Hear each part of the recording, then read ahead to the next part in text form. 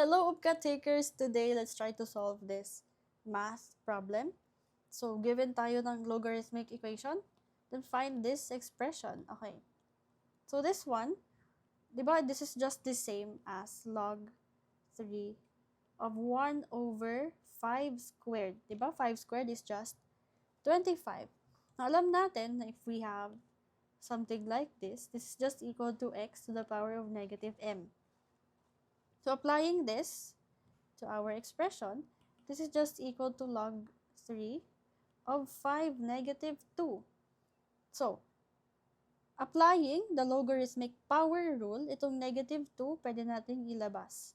Diba? So, this is negative 2 log 3 of 5. Anong alam natin?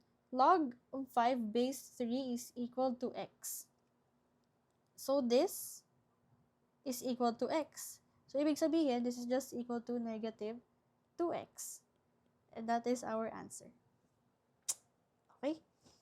So, ayun. Very short solution. I hope you learned something and I hope this will help in preparing you for your UPCAT.